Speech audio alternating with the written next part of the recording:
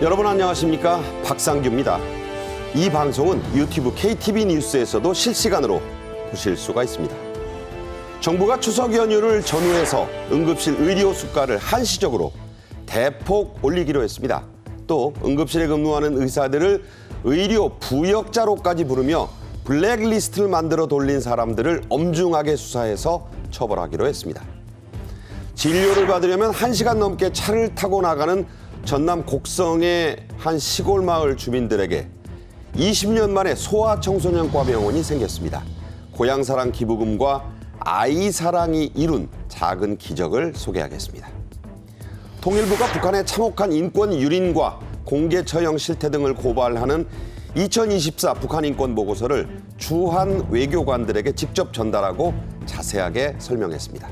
송국건 전 영남일보 서울본부장, 배종찬 인사이트 K연구소장과 함께하겠습니다. 어서 오십시오. 안녕하십니까. 윤석열 대통령은 10일 국무회의를 주재하고 응급실에서 헌신하는 의료진에게 감사의 뜻을 표했습니다. 또 보상책을 내놨는데요. 직접 들어보겠습니다.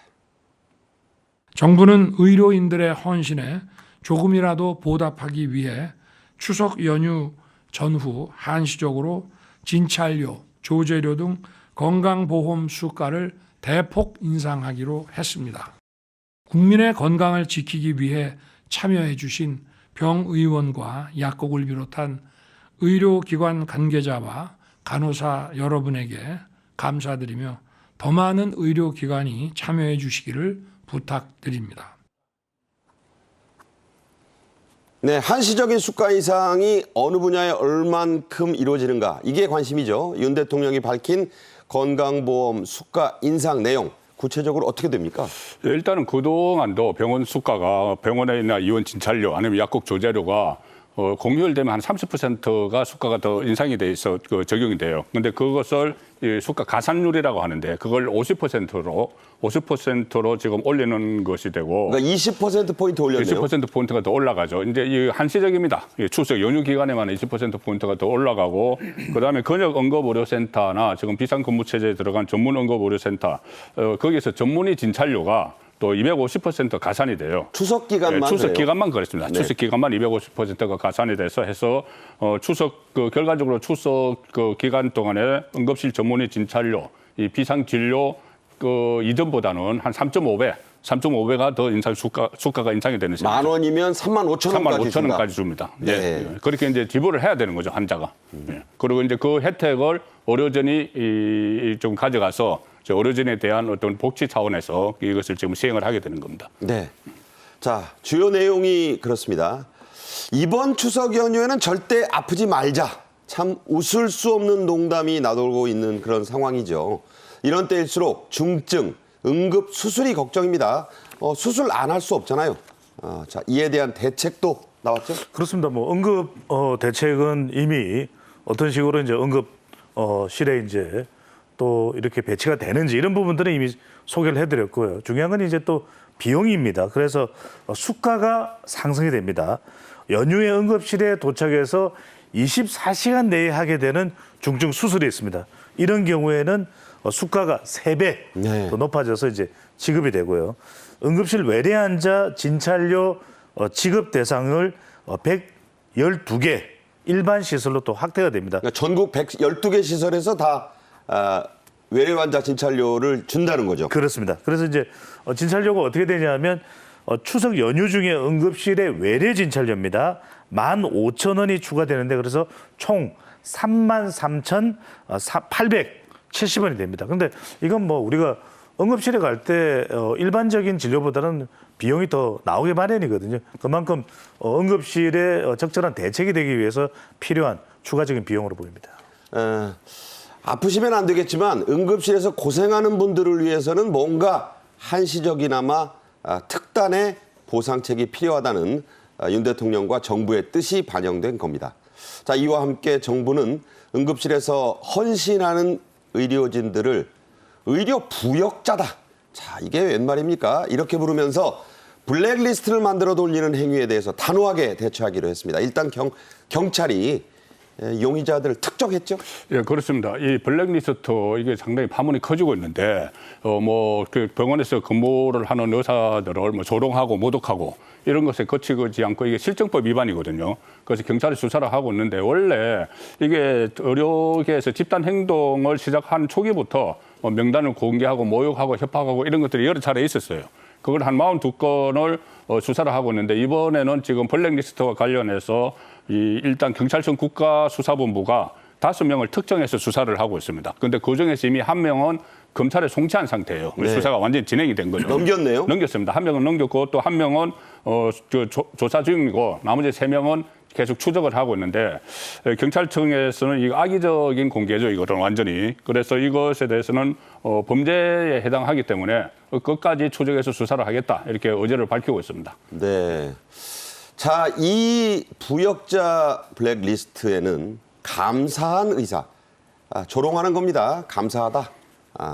응급실 부역, 이런 항목이 그대로 등장한다고요? 그렇습니다. 모독이죠. 부적절한 표현이죠. 어떻게 보면 이 의료 공백에 헌신해 준 정말 진심으로 고마운 분들이죠, 오히려. 근데 이게 아카이브, 이 문서죠. 형식 사이트에 감사한 의사 명단. 뭐가 감사하다는 거죠? 그러니까 이게 이제 조롱의 의미가 담겨 있는 것이죠. 그래서 응급실 부역 항목으로 해서 응급실 파견 군의관 5명도 실명으로 등장을 하고 있고요. 그리고 복귀한 전공의, 전임의, 교수, 의대생 2,500여 명의 개인정보까지 노출이 됐습니다. 뭐 핸드폰 번호, 뭐 주소, 이름, 사진 다 나온대요? 절대로 이거는 말이 안 되고요. 실장법상으로도 아까 송국건 대표께서 말씀하셨던 대로 있어서는 안 될 행동입니다. 대통령실은 이런 행위의 피해자는 결국 국민들이라고 했습니다. 보건복지부는 용납할 수 없는 범죄 행위라고 했습니다. 자, 송봉부장님 생각 어떠신가요? 이게 저도 이제 어제부터 계속 살펴봤는데 아주 집단적으로 일어나고 조직적으로 일어나고 있어요. 그래서 각 병원에서 자료를 받아서 매일 업그레이드를 시키거든요. 그리고 조직적으로 발생하는 상황인데 이게 저는 집단 이기주의의 초절정판이라고 봅니다. 그리고 어떻게 보면 국민이나 환자 입장에서는 이게 블랙리스트가 아니고 화이트리스트죠. 얼마나 고마운 의사들이에요. 진짜로 감사한 거예요, 네, 감사한 역설적으로. 의사들은 네. 화이트리스트예요. 그런데 지금 이 블랙리스트를 만들어서 여기에 좌표 찍기를 조롱하고 모독하는 이 의료계 사람들이 결국 나중에 이 의료 대란이 진정이 되고 나면은 오히려 그쪽이 국민들로부터 블랙리스트가 될 것 같아요. 그래서 그 사법적으로도 엄중한 처벌을 해야 되고 또 이게 끝나더라도 이런 사태를 야기한 데 대해서 책임을 물어야 된다고 봅니다. 옛날에 그 조리돌림이라는 게 있었어요. 네, 조리돌림이라고 있었죠. 북을 매달아 가지고 네. 뒤에서 둥둥둥 치면서 저작거리에 막 동네방네 뭐 돌 던지게 하고 네. 이런 것과 비슷하다는 지적도 있습니다. 어떻게 보십니까? 이제 그것은 정말 조리돌림을 당할 만한 일을 한 사람을 조리돌림하는 거고 이것은 본인들의 이기주의에 의해서 자기들과 같이 가지 않는다고 자기들과 어떤 좀 일종의 철밥통 이런 이야기까지 좀 나오지 않습니까? 밥그릇 지키기 사실 의료계 나름대로도 속사정이 있겠지만은 전체 국민이 볼 때는 이게 너무 장기화되고 극단화되니까 그런 말까지 하는데 그러니까 자기들 그 철밥통 지키기에 동참하지 않는다고 해서 조리돌림을 하는 것은 이것은 국민 건강을 담보로 해가지고 어떤 일권 다툼을 하는 것 그렇게까지도 보입니다. 네. 의료계는 2025년부터의 모든 의대 정원 증원을 원점으로 돌려야 한다는 주장을 굽히지 않고 있습니다. 하지만요, 내년 의대 입시 이미 돌이킬 수 없는 지경까지 가 있죠? 그렇습니다. 불가능한 일을 자꾸 의료계에서 주장을 하고 있는 겁니다. 왜냐하면 2025학년도는 이미 입시가 시작이 된 겁니다. 그래서 재외국민은 벌써 이전부터 시작이 됐고요. 수시 접수가 이번 주부터 지금 진행이 되고 있거든요. 그래서 13일까지 수시 접수를 합니다. 내년 의대 수시 모집 전체의 67.6%나 이제 선발을 하게 됩니다. 10명 중에 7명 가까이 뽑아요. 그렇습니다. 의대 수시 접수가 이제 사흘째인데 아직 마감이 안 됐습니다. 그런데 모집 인원 대비 7배의 지원자가 몰렸습니다. 엄청난 경쟁률이죠. 그럼 입시 지원한 사람들이 강제로 한 겁니까? 아니지 않습니까? 37개 의대 지원자가 2만 명인데 가천대와 가톨릭 대학은 무려 60대 1입니다. 그러니까 60대 1인 이상입니다. 전형이 있다는 거예요. 그렇습니다. 여러 이제 전형들인데 그 중에서 특정 전형은 무려 60대 1 이상까지 나오고 있는 상황입니다. 네, 이런 가운데 당정에서는 의료계가 들어와야지만 이 문제를 풀 수 있으니까 그것도 한번 테이블 위에 올려놓고 보자 이런 얘기가 나오고 있어요. 이 문제는 계속해서 저희가 관심을 갖고 지켜보고 또 보도해드리겠습니다. 자, 한편 윤 대통령은 국무회의를 마치고 용산 전쟁기념관에서 열린 제대군인 취업 창업 박람회장을 방문했습니다. 영상으로 보시죠. 네, 용산 전쟁기념관에 깜짝 방문을 윤 대통령이 한 거예요. 예고가 없었습니다. 거기에 이제 나온 군인들 거수경례하고 지금 놀랐어요. 부스를 지금 한 3군데 돌았습니다. 가서 직접 현장에서 또 물어도 보고 당부도 하고 했습니다.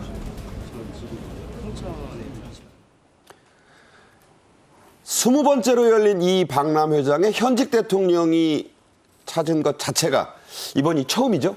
예, 이번에 처음입니다. 이게 20번째인데 이번에 오늘 그 열린 데가 전쟁기념관에서 열렸고 뭐 보훈가족들이나 아니면 방산업체도 참여를 했고 해서 한 5천여 명이 참가를 했고 각 부서마다 이제 저렇게 설치가 돼 있죠. 취업 박람회인데 여기에 윤석열 대통령이 20년 만에 처음으로 방문을 해서 또 특히 우리 K방산에서 여러 가지 지난 시간에도 한번 다뤘지 않습니까? 네. 그 업체들의 부서마다 다니면서 우리 제대 군인들을 좀 우대해서 좀 취업을 시켜달라고 이야기를 하고 또 취업 박람회장에 취업을 위해서 나온 그 제대 군인들 또는 현역 군인들이 또 다가가서 서로 악수를 하고 나누면서 우리 뭐 그 나라를 지키느라 수고 많았다 하면서 제대 군인도 많이 뽑아달라 뭐 이런 이야기를 쭉 나눴는데 그 전에도 간혹 보면 이제 제가 제대하는 무렵에도 제대 군인들을 취업을 이제 시킨다고 그랬죠. 그런 그 이벤트가 많았는데 지금은 이것을 하나로 모아가지고 아예 이 매년 이렇게 이 박람회를 여니까 일종의 엑스포 아니에요? 엑스포죠. 그러니까 취업 엑스포죠. 네. 제대군인 취업 엑스포를 여니까는 상당히 효과적인 것 같아요. 네. 자, 다음 주제로 가겠습니다.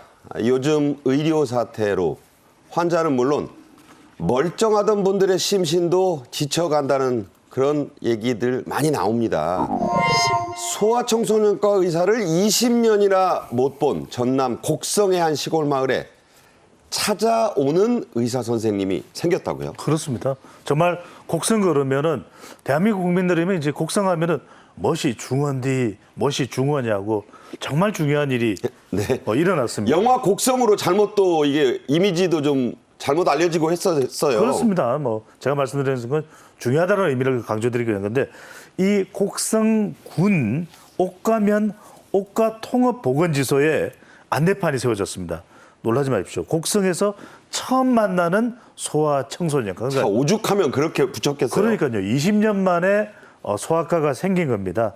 광주광역시에서 소아과를 운영하고 있는 전문의 양헌영 선생님께서 의사 선생님께서 일주일에 2번 출장 진료를 와주시는데 이게 어떻게 가능하냐면 이 고향에 또는 특정 지역에 기부하는 기부금 제도가 있습니다. 고향사랑 기부제. 그렇습니다. 행정안전부의 고향사랑 기부제를 통해서 기부금이 모였고요. 바로 이 병원을 또 운영하기 위한 그런 기부금 제도였습니다.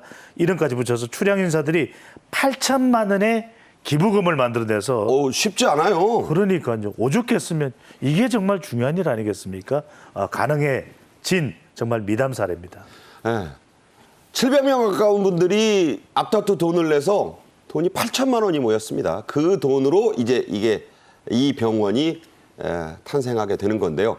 저희 제작진이 이 출장 소아과가 생기는데 힘을 쏟아온 김하나 곡성 고향 이음 TF 팀장으로부터 그간의 우여곡절을 직접 들어봤습니다.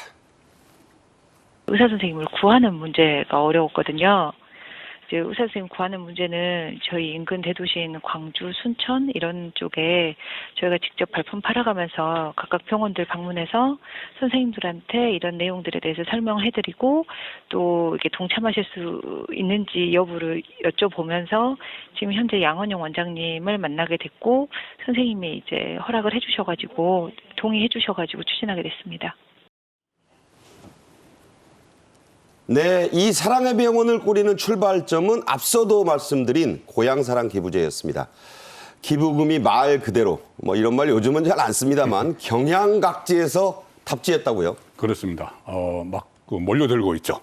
자, 그런데 이게 처음에 행안부가 작년부터 이 고향사랑 기부제를 이제 채택을 했어요. 그래서 지자체에서 이 출향인들에게 고향사랑 기부제를 이렇게 제도를 했는데 그때 곡성군에서는 바로 작년 1월 달에 조금 전에 방송에 나오신 그 김하나 팀장이 이끌었던 고향 이음 TF를 만들었거든요. 고향을 잇는다. 서로 잇는다. 출향인들하고. 그런데 이게 기부금 모금을 시작을 했는데 어떤 동기를 말을 하면 좋겠다 하는데 이제 착안을 해서 작년 3월부터는 이 소아과 의사를 모셔오자. 조금 전에 말씀드린 그 구호를 했습니다. 딱 소아과를 선물하자. 소아과를 선물하자. 딱 이제 특정을 했죠. 특정을 하니까는 취지가 뭔지를 알잖아요. 저희들이 이제 기부를 할 때 이게 어디 써 있는지를 알면은 더 기부를 하기 쉽습니다. 이제 그렇게 돼서 넉 달 만에 675명이 동참을 해서 8천만 원을 서로 이제 모금을 했고 그리고 그 돈으로 보건소에 이제 진료실도 꾸려야 되잖아요, 따로. 진료실 꾸리고 또 소아용 체중계 사고 이 시설을 이제 다 구매를 했는데. 그게 한 5천만 원 들었다. 그게 한 5천만 원 들었죠. 이제 8천만 원 다 모금한 데 중에서. 그리고 이제 의사 선생님을 모셔와야 되는데 의사 선생님을 모시러 한 20여 명을 접촉을 했는데 이게 왕복 강주에서 가면 왕복 그 2시간 거리예요. 네. 그러니까 의사들이 좀 난색을 표명을 했다. 근데 끝까지 이제 찾아다니다가 이제 한 분을 찾은 거죠. 네.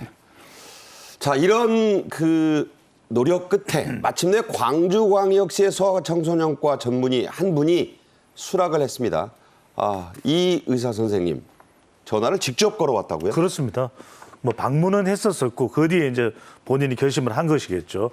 근데 순천, 광주에 한 20여 명이 다 거절했는데 양은영 의사 선생님께서 수락을 했는데 저분이에요? 네. 저는 정말 가슴이 뭉클합니다. 이 말씀 드리면서도. 뭐냐면 돈을 벌겠다는 게 아닙니다. 젊을 때 아니면 언제 해보겠나. 저렇게 얘기하기 쉽지 않아요. 아이들이 좋아서 제가 자꾸 눈물이 나올 것 같은데 이 양현 선생님이 하루 30만 원 수당입니다. 사실 기름값 빼고 수고비 빼면 그 뭐 수당이랄 것도 없어요. 뭐가 남습니까? 네. 근데 주 2회 화요일과 금요일 광주에서 1시간 자기가 직접 운전해서 진료를 하러 가는 건데 더 놀라운 건 이게 본인이 쉬는 날이에요. 그러니까요. 저는 거듭 말씀드립니다. 다른 답변이 아닙니다. 또 거창한 명분도 아닙니다. 아이들이 좋아서. 그러니까 본인이 쉬어야 하는 화요일, 금요일에 30만 원 받고, 물론 30만 원 정리하는 분들 그렇게 얘기하시면 안 돼요. 왔다 갔다 하면서 이틀을 온전히 아이들을 위해서 쓴다. 아이가 좋아서 참 쉽지 않습니다. 곡성 주민들은 대환영의 감사 일색이라고 합니다. 광주 새벽 오픈런 얘기를 많이 한다고요?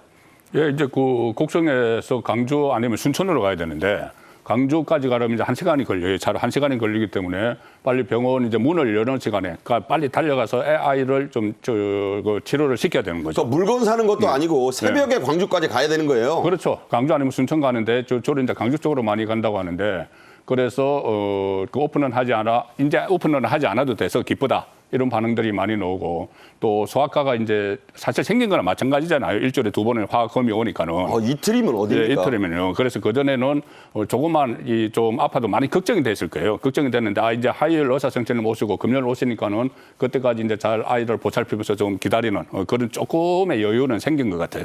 네.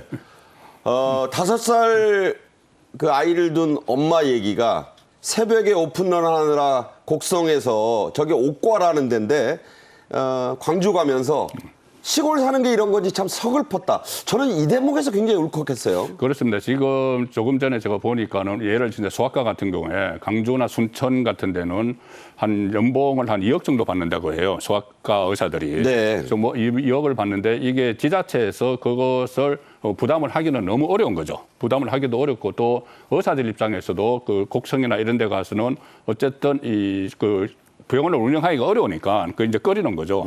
그런데 이런 새로운 제도가 생겨서 이게 이제 전국으로 확산이 되면은 시골에 살아서 내가 그동안 너무 정말 서글펐다. 네. 이런 생각도 조금은 지울 수 있지 않을까 싶습니다. 네. 김하나 팀장님의 이 다음 목표는 출장 진료소가 아니라 상주 소아과.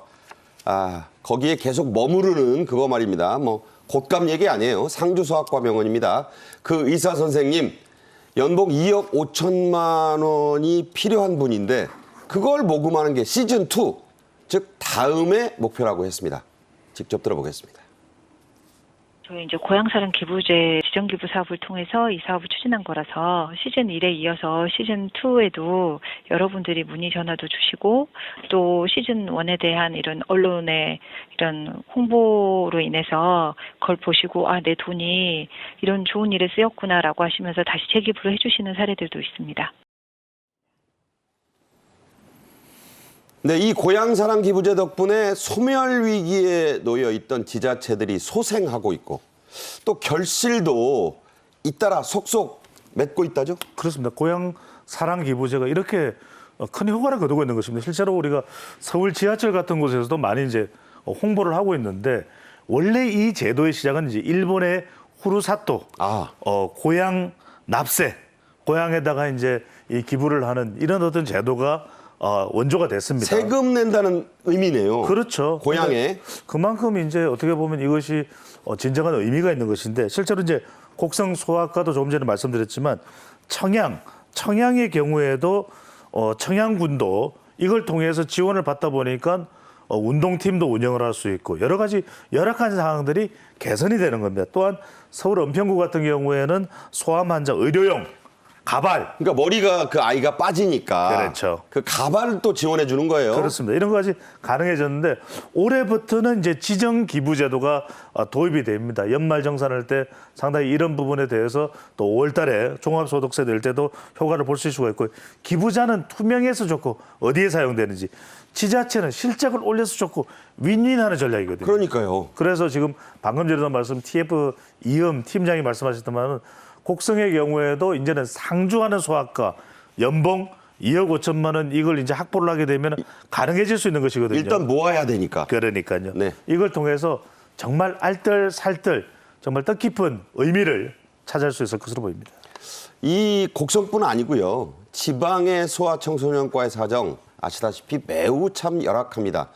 고향사랑 기부제가 낳은 이 사랑의 기적 전국으로 계속 확산이 되고 있네요. 그렇습니다. 이게 저 시행 초기에는 작년에는 지자체가 일단 기부금을 받아서 지자체가 이것을 어디에 사용할지 먼저 기부금을 받고 정했는데 올해부터는 지정을 합니다. 이런 데다 사용하겠다고 기부금을 지정을 해서 지금 곡성이 성공적인 사례인데 곡성이 이렇게 성공적인 사례를 보니까 그 다음에 뭐 영암이나 뭐 삼호 보건지소 뭐 이런 것도 소아청소년과를 또 신설을 하는 것이 잇따르고 있어요. 그리고 또 강주에서는 공공심려 어린이병원, 이 평일하고 휴일 자정까지 운영을 하는 이런 것들도 전부 다 고향사랑 기부제가 있음으로 해서 가능해진 그런 시행들이고 경북 같은 경우도 경북 도내 어디서나 1시간 내에 이 소아청소년과 진료가 가능하도록 그런 체계를 지금 구축을 하고 있습니다. 네.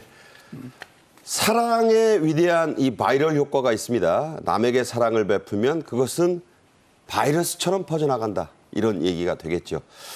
의료 사태 속에서 한번 우리가 보고 같이 감동하고 반성해야 될 그런 사례가 아닌가 싶습니다. 다음 주제로 가죠. 엄청난 수해로 궁지에 몰려있는 김정은이 핵에 집착하고 통제를 강화하는 동안 북한의 인권은 그야말로 바닥을 치고 지하실로 그것도 2층, 3층으로 내려가고 있습니다. 통일부가 10일 주한 외국 공간들을 대상으로 북한 인권의 참혹한 실상을 낱낱이 알렸는데요. 먼저 영상으로 보겠습니다.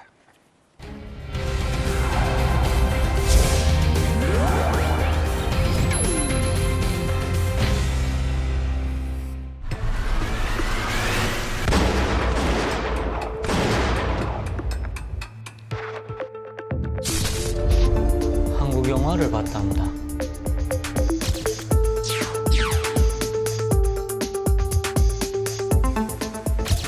배가 너무 고팠습니다.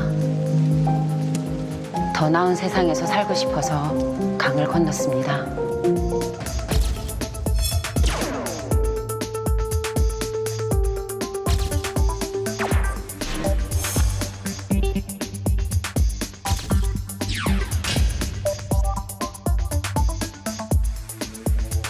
여성들이 겪게 되는 그런 어떤 보호 장치가 없는 그 피해 여성들의 그 고초는 저희가 상상하는 것 이상이라고 저는 생각합니다.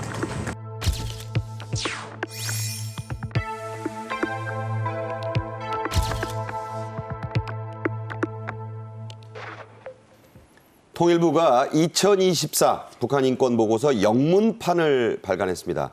10일에 주한 외국 공관 관계자들에게 설명회를 자세히 열었죠? 그렇습니다.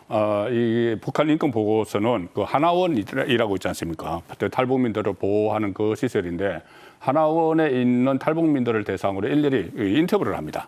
인터뷰를 해서 그 실상을 이렇게 해서 만들어서 보고서를 내는 건데 이번 보고서 2024년 북한 인권 보고서에는 다양한 그 정언들이 들어가 있어요. 그 중에서 특히 작년 보고서에서 이제 수록됐던 508명 진술 자료가 있는데 거기다 새롭게 또 정언들을 많이 들었습니다. 모두 정언들을 들은 게 다 합하면 649명. 그러니까요. 649명의 정언을 들어서 아주 생생한 정언이죠. 방대하죠. 네, 방대한 분량의 정언을 들어서 이걸 또 영문판으로 만들었습니다. 영문판으로 만들어서 이 북한 인권 실상 그 설명회까지 통일부에서 그 개최를 했는데 어제 바로 그 설명회가 열렸습니다. 여기에 보면은 많은 이제 해외 주재하는 사람들이 관심을 가져서 21개국 그 주한 공간 그리고 유엔의 인권 최고 대표 사무소 이런 뭐 24개 기관까지 다 참여를 했어요. NGO도 많이 NGO들도 많이 참여를 네네. 하고 그래서 상당히 성황리에 그 보고가 이루어졌고 거기서 이제 많은 그 해외에 있는 사람들이 한국에 있는 주재원들이 북한의 실상을 다 좀 파악을 할 수 있는 그런 계기가 됐죠. 네. 자, 한글이 아닌 영어 버전으로 제작된 2024 북한 인권 영상 보고서의 한 대목 직접 보시죠. 우리는 이 기록을 통해 이 이야기들의 빛을 비추려 합니다. I would say in Korean, 이제 그만하세요. Please wake up, open your eyes, look out at what is happening in the world. 기록으로 어둠을 밝히겠습니다. 자, 기록으로 어둠을 밝힌다. 참 좋은 말입니다. 올해 북한 인권 보고서 지난해 것과 어떤 점이 다른가요? 그렇습니다. 생생하고 구체적입니다. 인권에 눈 감고 있었지 않습니까? 북한이 핵만 있습니까? 정말 인권도 처참히 무시되는 그런 사회라는 점도 정확히 조명될 필요가 있는 겁니다. 2024년 보고서의 특징을 보면은 김정은 체제의 강화에 따른 인권 침해 사례들이 속속히 사례가 구체적으로 소개가 되고 있다는 것도 상당히 중요합니다. 김정은 치하에서 일어난 것, 그게 그렇습니다. 1번이고요. 그렇습니다. 또 하나는 강제 북송 과정입니다. 그러니까 북한으로 안 돌아가겠다고 하는데도 불구하고 강제로, 그러니까 아예 인권이 없는 겁니다. 개인의 자유 권리는 말살이 된 겁니다. 그래서 특히나 이제 여성권 침해 다수의 내용들이, 그러니까 여성에 대해서 성적인 문제도 있을 수 그렇죠. 있겠고요. 이런 부분들이 낙태도 있고 그렇습니다. 강제 낙태. 네. 그렇습니다. 또 하나는 해외 파견돼 있는 이런 북한 노동자, 이른바 달러벌이죠. 외화벌이에 이 참혹하게 동원되어 있는 근로자들, 이들이 제대로 치료나 받을 수 있습니까? 그러니까 죽어라 일만 하고 돈은 다 평양에 뺏기고. 그러니까요. 네. 이런 부분들이 사례별로 구체적으로 진술이 되어 있는 내용입니다. 네.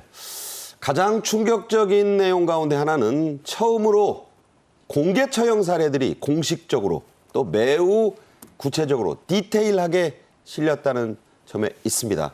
자, 이건 어떻게 봐야 될까요? 그러니까 저도 이거 보면서 이 정도를 가지고 공개 처형을 할까, 뭐 현실적일까 싶었는데 실제로 현실적이에요. 이게 북한 그 정언을 한 거니까요. 소개해 주세요. 예, 정언을 한 거를 보면은 2022년에 황해남도 강산에서 공개 처형을 이제 보았다. 이게 탈북민의 정언이죠. 처형자는 이제 농장원으로 나이는 22살 된 사람이 처형을 당했는데 혐의가 어처구니 없네요. 혐의가 나만의 노래 70곡과 영화 3편을 보다가 체포됐다. 근데 체포됐는데 이 사람이 나중에 보니까는 7명한테 유포를 했다는 거예요. 네. 7명한테 유포를 했는데 최초에 유포한 사람은 무조건 총살형이다. 그래서 최초로 들어온 사람은 가장 엄중한 처벌, 그것이 무조건 총살형. 그리고 그렇게 하지 않더라도 남한에서 이제 방영되는 일반적인 드라마 같은 경우를 본 것도 그 본 것 자체만으로 10년 이상 교화소를 간다. 이런 이제 정언들이 지금 쏟아지고 나옵니다. 요새는 USB다 뭐다 이제 탈북 단체가 네. 풍선에 담아서도 보내잖아요. 그러니까요. 또 장마당에서도 네. 거래가 된다고 하고 중국 보따리상들 통해서도 들어오는데 그거 그냥 드라마 한 편 보면 보면은 10년 이상 노동교화형. 노동교화형. 그런데 최근에 또 그런 사진도 공개가 됐죠. 북한의 소녀가 그냥 한국 드라마 같은 것을 보다가 바로 체포돼서 수갑을 차서 끌려가는 그 사진도 공개가 됐었습니다. 그러니까 하나원에서 저렇게 정언을 한 탈북민들이 이 그 정언에 신빙성이 있는 거죠. 최근에 보도된 그런 사진과 연결을 하면은. 그래서 과연 이런 문제 이 정도를 가지고 그 주민을 공개 처형할까 했는데 실상이 그렇다는 것이 최근에 보도된 사진하고 저 정언들을 종합하면 이게 현실이라는 게 느껴져요. 그러니까 심각한 것은 본 거는 꼭 죽이지는 않는데 네. 유포하는 사람은 무조건 총살이다. 그렇죠. 이건 왜 그럴까요? 아무래도 이게 한번 유포가 되기 시작을 하면은 예를 들어서 저 처형된 사람이 7명한테 유포를 했다잖아요. 그럼 7명이 또 7명한테 유포를 하고 이렇게 되면은 일종의 피라미처럼. 네, 피라미드로 쫙 퍼져나가서 이 북한 체제를 본인들은 아주 뭐 지상낙원으로 그 선전을 하고 있는데 한국 드라마가 이렇게 밑에까지 다 퍼져나가면은 체제가 흔들리게 되니까 아예 그것을 원천 봉쇄를 하는 차원이겠죠. 네. 자, 이번 영문판 보고서 또 다른 특징은요. 탈북민들의 북한 이탈 주민들이라고 합니다. 요새는 생생한 그 인권 유린에 대한 증언들이 그대로 실렸다는 겁니다. 그 한 대목 직접 들어보겠습니다. 저는 함경북도에서 왔어요.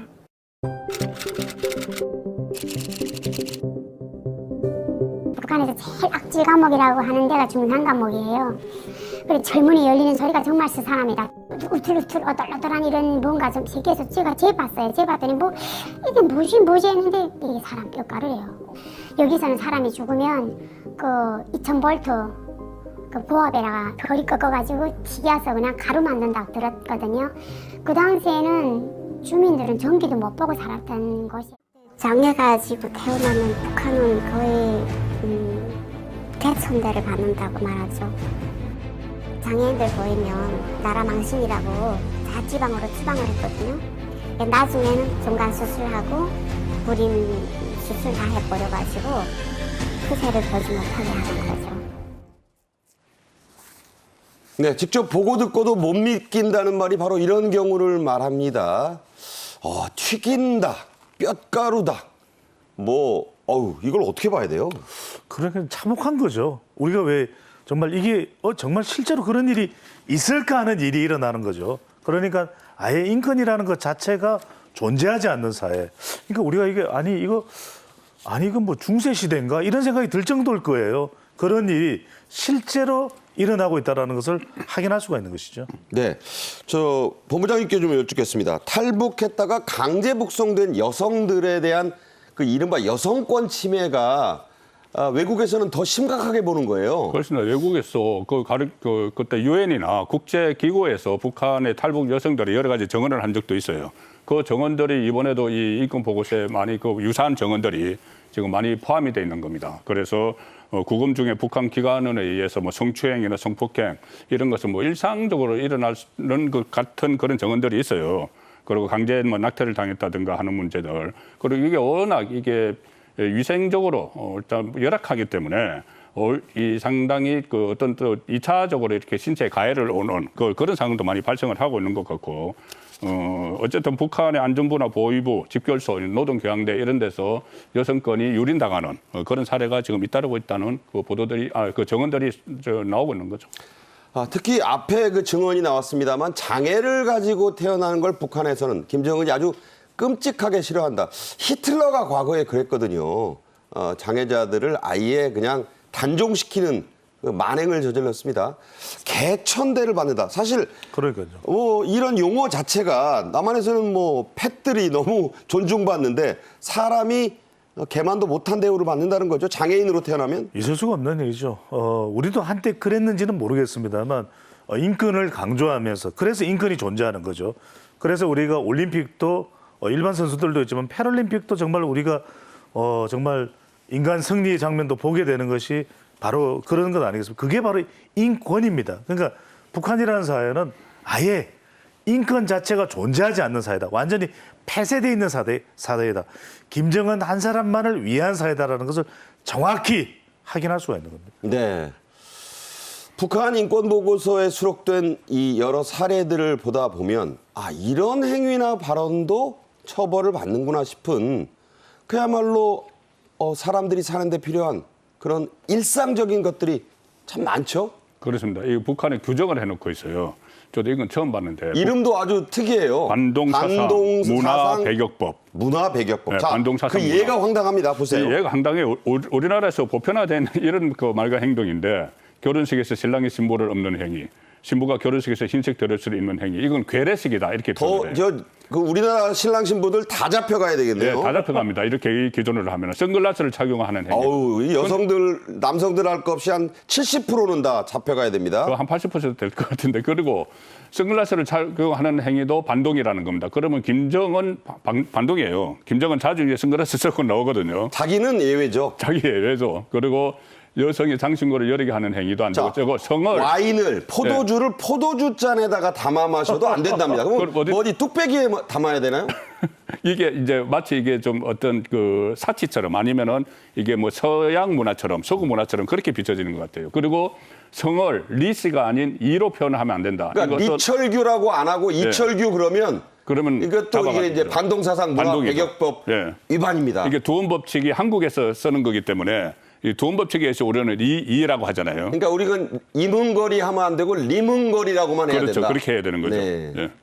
자, 손전화기를 말하는데 이걸 들고 가면 단속원이 갑자기 들이닥쳐가지고 너 손전화기 내놓으라고 해가지고 다 뒤져본다. 뭐 이런 얘기고 오빠, 아빠, 쌤 이런 말 써도 반동이다. 이건 이미 나온 얘기지만 이건 어떻게 봐야 되나요? 그러니까 통제하겠다는 거죠. 왜냐하면 걸어다니면서 휴대전화를 받는다. 손전화라고 그러죠. 그럼 이거는 완전 괴례식이다. 안 된다. 그다음에 아빠, 오빠, 쌤이라는 게 이제 남한식 표현이라는 거죠. 자기 아버지 보고 아빠라고 해도 안 되고 그러면 남자친구 보고 오빠라고 하면 안 되고 그게 무슨 말입니까? 선생님 보고 쌤 좀이라고 하면 너 나만 물들었구나. 그러니까요. 네. 말이 안 되는 거죠. 자, 반동사상문화배격법. 인간의 뇌 속에 있는 것을 끄집어내서 아니면 추정해서 단호히 처벌한다. 자, 이런 1984가 생각납니다. 빅브라더 현실적으로 북한에 존재하고 있다 이런 생각이 듭니다. 자, 오늘의 마지막 주제로 가겠습니다. 이제 추석 연휴 바짝 다가왔죠. 이번 추석 연휴의 귀성 귀경길에도 많은 일이 벌어질 겁니다. 여기에 대한 조사 결과 재밌는 게 나왔네요. 네, 이제 팀의 그 모빌리티가 최근 6년간 데이터를 분석을 한 건데 그 6년간에 축적된 이런 것들을 다 종합 분석을 하니까 요즘은 저게 굉장히 그 확률이 굉장히 높아요. 맞추는 확률이. 그러니까 저게 이제 예전에는 추정인데 지금 맞다는 거죠. 네, 데이터를 가지고 이제 하는 거죠. 데이터를 가지고 분석을 하니까 가장 그 17일 낮 시간 12시가 교통 증체 최고조로 오르니까 여기서는 이 시간대는 좀 피하는 게 낫다. 그리고 13일 밤이 최적의 기성 시간이다. 이런 이제 모든 것이 6년간의 데이터를 가지고 다 뽑았기 때문에 저기 지도에 나오시는 저 부분을 참고를 하시면 상당히 좋을 것 같아요.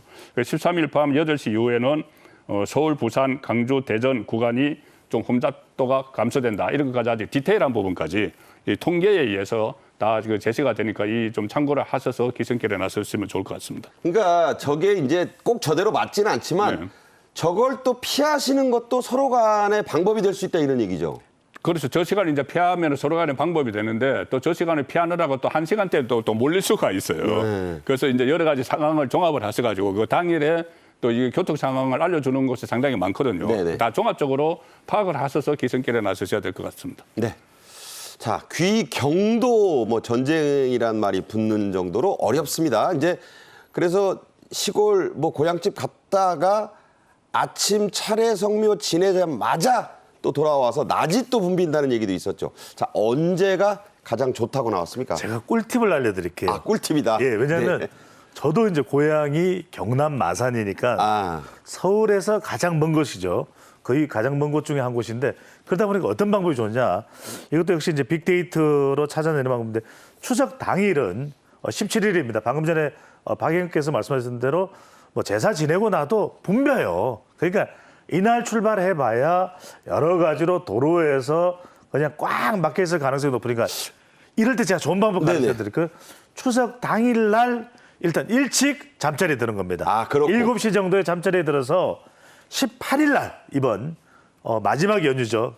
일찍 2시쯤 일어나는 거예요. 딱 준비해서 안 자야 되겠네요. 뭐 2시에. 아니 일찍 주무시면 돼요. 네네. 그래서 새벽 3시. 그래서 이번 빅데이터 분석 내용에도 18일 새벽 가장 적은 교통량이다. 그래서 보통 저도 어떤 방법을 했냐면 새벽 3시에 깨어나서 운전해서 오면 아침쯤 9시 정도면 아무리 늦어도 7시, 8시, 9시 정도면 서울 가까이 도착할 수가 있습니다. 그러니까 일찍 잠자리에 드셔서 밤에 출발하시는 것도 배 소장 말씀은 뭐 마산에서 여러 번 경험이 있다니까 참고해 보시면 좋겠습니다. 제가 그 방송 앵커를 할 때 이런 클로징을 한 적이 있어요. 부부의 날이었습니다. 여러분, 부부의 날 가장 받기시는 선물 1위가 마음의 선물이란 조사 결과가 나왔습니다. 자, 이게 무슨 얘기일까요? 추석 선물 선호도 조사를 해봤더니 주고 싶은 선물과 받고 싶은 선물 엇갈려 있네요. 엇갈리죠. 그러니까 줄 때 마음하고 받을 때 마음 다르다. 주는 사람 마음하고 받는 사람 마음이 이제 다른 거죠. 네. 근데 뭐 마음의 선물은 이 선물 준비를 못했을 때 보통 하는 이야기고. 마음의 선물을 아주 싫어한대요. 네. 자, 추석에는 자 가장 이게 롯데 멤버스에서 설문조사를 한 거예요. 가장 주고 싶은 선물, 내가 주고 싶은 선물은 과일을 주고 싶다. 아, 내 과일을 친구들에게. 주고 싶다. 과일 1위. 그다음에 2위가 상품권, 3위가 정육 선물 세트인데 서로 비슷비슷하죠, 저기는. 네네. 주고 싶은 선물은. 그런데 받고 싶은 선물은 압도적으로 상품권이 많아요. 거의 그러니까 현금성으로 그냥 현금성이죠. 현금이란 말을 차마 못하니까 상품권으로 주세요. 사실상 뭐 현금으로 주나 상품권으로 주나 요즘 비슷하니까 상품권이 압도적으로 많고 그 다음에 정육, 그 과일 이런 순위였죠. 자, 그 내용을 보면 과일은 5만 원 정도, 상품권이나 정육, 고기는 10만 원 이상 그런 선물을 선호한다 그랬는데 이번에 이제 김영란법도 한도가 넓어졌고 네, 한도 넓어졌어요. 저 정도가 이제 개인적으로 보실 때 부담이 없어서일까요? 왜 저 가격대를 선호할까요? 저 가격대가 보통 우리 이제 정서상 뭐 여러 가지 뭐 본래 그 결혼식장 가도 보통 이제 10만 원 정도 이렇게 마음의 표시로 내 성의 표시로 하기에는 10만 원 정도가 적당하다. 그리고 또 아니면 또 젊은 층에서는 5만 원 정도를 생각하고 3만 원 정도 이렇게 생각하는데 15만 원 내는 젊은이들이 있어요. 왜냐하면 네. 밥값이 12만 원이니까 네. 내가 그 정도는 더 내는데 20만 원은 또 안 내더라고. 요즘 이제 젊은 세대는 그렇게 생각을 할 수도 그래서 있죠. 놀랬습니다. 예. 우리 저 세대는 10주로 끊어가는데 그렇죠. 젊은이들은 아주 칼같이 하더라고요. 칼같이 하죠. 요 호텔 12만 원이니까 네. 난 15만 원. 15만 원. 그럼 3만 원은 내내 축하하는 마음. 네. 12만 원은 내가 먹은 거. 내 밥값은 내가 낸다. 네. 네. 성묘 또 차례 음식에 대한 설문조사도 있었습니다. 바뀐 세태를 반영하는 재밌는 조사 결과가 나왔네요. 그렇습니다. 이번 추석에 성묘를 갈 것이라고 하는 갈 예정이라는 응답이 68.5% 나타나서 아니 당연히 성묘 다 가겠지 생각했는데 전부 다는 아닙니다. 10명에서 응답자 10명에서 한 7명에 조금 못 미치는 정도의 수준이고요. 예정이에요. 중요한 건 그렇죠. 간다는 소리 아닙니다. 그렇죠. 마음은 있다는 거예요. 또 하나가 추석 차례 지낸다는 절반 정도인 51.6%로 나타났습니다. 근데 이게 놀러 가 보면 어디 그 콘도미니엄 로비에도 저 추석 차례상이 있으니까 그렇죠. 그거에 절하고 지냈다고 생각하는 사람들이 있어요. 그러니까요. 이제 고향집에 가는 사람들도 있지만 그게 아니라 여행지에 가서 간단하게 또 요즘은 또 종교에 따라서 기도하시는 분들도 많고요. 그러니까 다양한 방식이다. 근데 이건 정말 재밌는 조사 결과입니다. 직접 만들어 차례를 지낸다는 55.3%. 생각보다 많아요. 그러니까 우리가 왜 이 명절날 가면은 막 부치지고 또 뭐 만들고 또 뭐 아니찮습니까 식혜도 만들고 하는데 간편식과 완제품으로 지낸다도 44.7%로 돼요. 요새 다 그렇게 합니다. 제가 또 놀란 게 10만 원상, 20만 원 차례상 다 그렇게 또 온라인에서 주문하는 것도 가능합니다. 네. 그러다 보니까 세태가 달라져도 많이 달라졌다. 간편식 완제품으로라도 지내는 게 어디냐. 제가 좀 나이든 세대라 그런지 몰라도 결과가 좀 의외긴 합니다. 더 낮을 줄 알았어요. 우리 젊은이들 생각은 있습니다. 환영합니다. 지금까지 송국건 본부장, 배종찬 소장과 함께 말씀 나눴습니다. 잘 들었습니다. 감사합니다. 고맙습니다. 네. 생방송 정책의 이슈는 KTV의 유튜브 채널로도 함께 실시간 스트리밍 방송됩니다. 혹시 못 보신 분들 5시 반 재방송과 유튜브 다시 보기로도 언제든 보실 수 있으니까 많은 시청과 구독 부탁드립니다. 저는 내일 오후 1시에 또 찾아오겠습니다. 고맙습니다.